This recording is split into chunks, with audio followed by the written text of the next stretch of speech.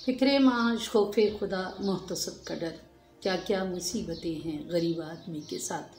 कल मैंने एक वीडियो कोरोना के हवाले से अपलोड की थी, तो महमूद साहब की तरफ से एक बहुत अच्छी कमेंट आई और उसने कहा कि मैडम, इस मुल्क में तो जो सबसे बड़ा मसला है वो गुर्बत का मसला है, तो आप उस पर क्यों बात नहीं करती। तो आज मैंने कहा कि क्यों ना मैं गुर्बत के हवाले से बात करूँ। हज़रत अली रज़ियल्लाहु ताला अन्हु का कौल है कि गुर्बत इंसान को कुफ्र तक पहुँचाती है।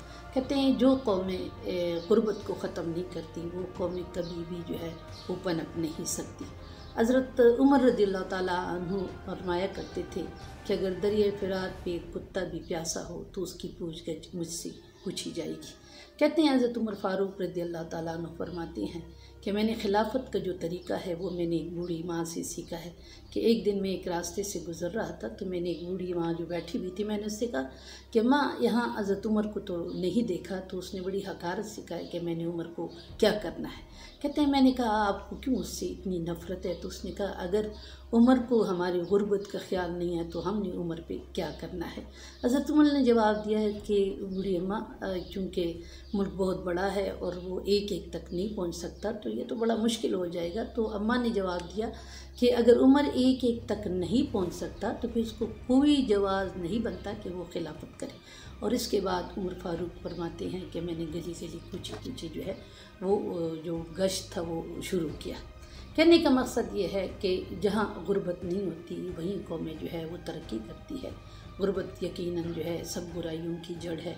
गुर्बत ही इंसान को चोरी पे, गुर्बत ही इंसान को कत्ल करने पे, गुर्बत ही इंसान को बहुत सारी बीमारियों में मुब्तला कर देती है। और वो कहते हैं हज़रत बाबा फरीदगंज बख्श से किसी ने पूछा कि बाबा इस्लाम के कितने रुकन है। तो उसने कहा कि 6 रुकन है। उसने कहा 6 रुकन, तौहीद, ज़कात, रोज़ा, हज, और उसने कहा कि जो छठा है वो पेट है। तो उसने कहा ये कैसे मुमकिन है।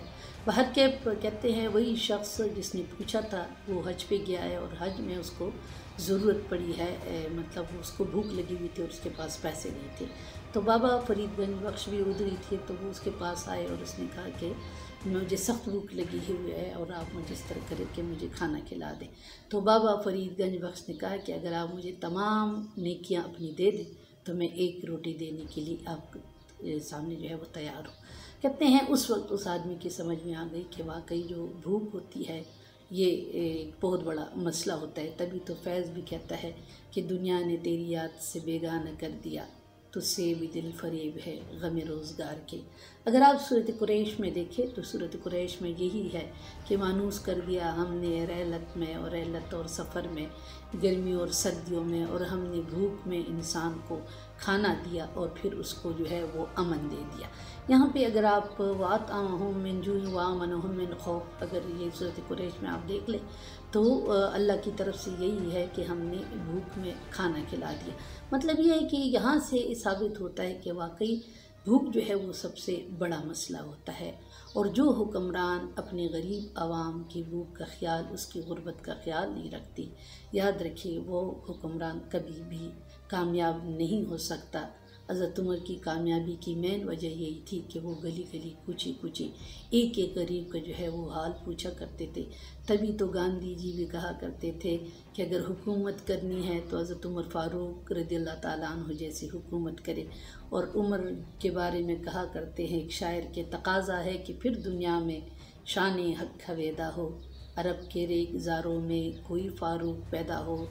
काश कोई ऐसा हुक्मरान आ जाए जो इस मुल्क से हम गरीबों की गुर्बत को वो ख़त्म कर सकें। ये सिर्फ कब्र की मिट्टी से कहते हैं ये भर सकता है। दुनिया जहाँ की दौलतें आप समेट ली, यकीनन ये पेट नहीं भरा जा सकता और बाकी नसीब अपना है। कहते हैं जो खाया पिया पहना वो आपका है, जो रह गया बस वो रह गया, वो किसी और का रह गया। कहने का मकसद यही है कि अगर आप गुर्बत ख़ात्मा कर दे तो एक अच्छे हुक्मरान जो है वो कहलाए जा सकते हैं।